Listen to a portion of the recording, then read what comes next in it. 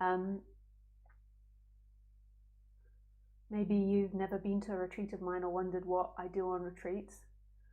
I always change things because I like that, and it's dependent a little bit on the group.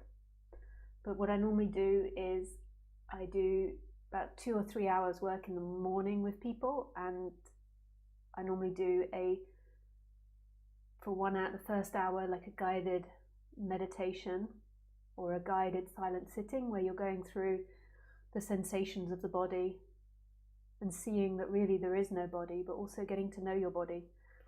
And then we have a break, and then for the next hour I do a talk, and every day there's a specific topic that we talk about. So it's the seeking self, or what is, or what creates suffering, the chakra points. There's different titles normally for each day on each talk, and that's normally about an hour and a half. And then in the afternoon I do another just silent sitting for about 40 minutes. That's about 4 or 5 o'clock in the afternoon. So you get to have 3 or 4 hours break. And then after that I do a questions and answers session where I work with people one-to-one. And then sometimes I also do sort of some writing exercises where people begin to get to know what it is they want. I see understanding what you want and understanding the difference between wanting and seeking is super important.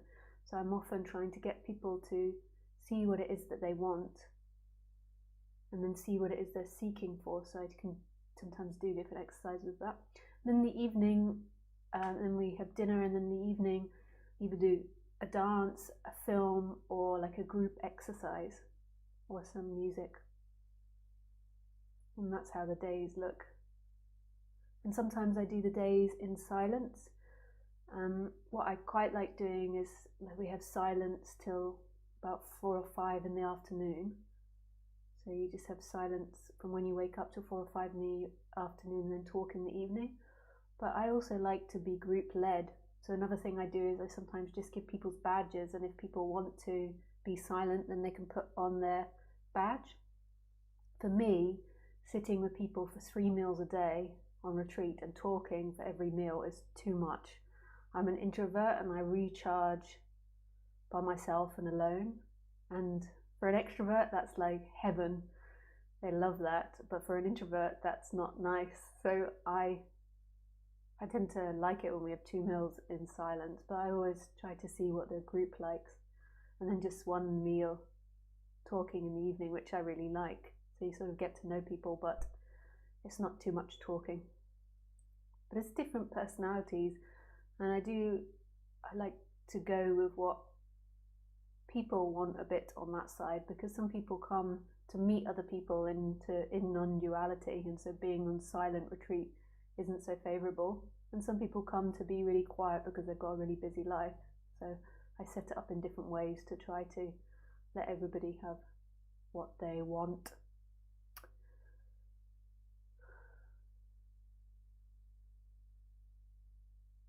I really love doing retreat. I really love working with groups. It can be super intense.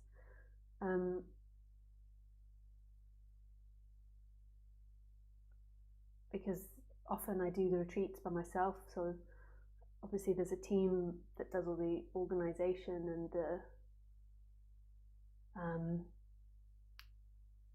and all the other stuff, like the cooking and everything. I don't do all that. So there's often, but often I do it by myself, which is can be a lot of work, because sometimes some people need extra help because they have a lot of stuff coming up or they have lots of reactions. So this retreat, there's a couple of other people on the retreat which are going to help me with those more personal dynamics that come up, which is nice for me, because it's hard to run all those sessions and then work with people individually. they're having lots of issues, and especially when it's lots of issues as well. And that I'm very energetical. Yeah.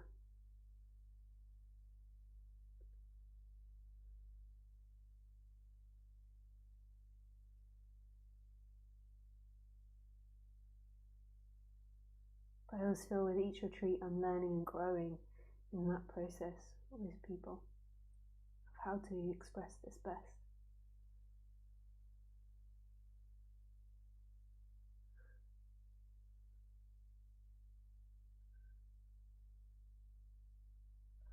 I used to think often that people came on retreat to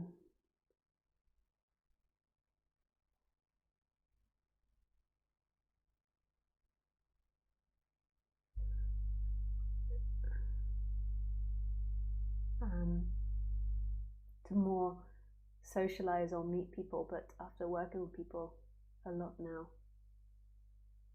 I see that's not the case for their motivation.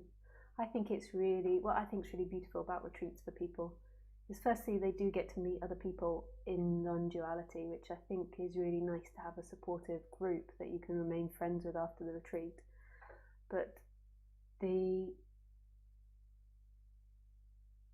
part that I think is super important is being out of your normal environment and being in this different environment and just really concentrating on the subject of not two-ness, of wholeness, that who you are is complete, and looking at more at what it is that you want, not what you've been told you should be or have to be, and not just constantly seeking to try to get enough money to pay the bills you have this week, to just look at what it is that you want and begin to trust that, trust the flow, and move away from the seeking energy and more into that natural flow. So often I advise people to go on retreats, and if they can't come on my retreat, then I'll often advise just to go on a meditation retreat, a Buddhist retreat, or anybody's retreat if they can't fit in and come to mine, because it's such a great place to be allowed to be what you are. Normally our whole life is about being who people expect us to be. Well, not me, because I live in the middle of nowhere, in a very remote place. So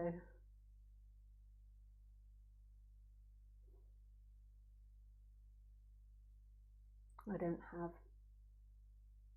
many expectations on me, except Kalisu, who demands a couple of walks a day and some food. Online maybe there's expectations of me.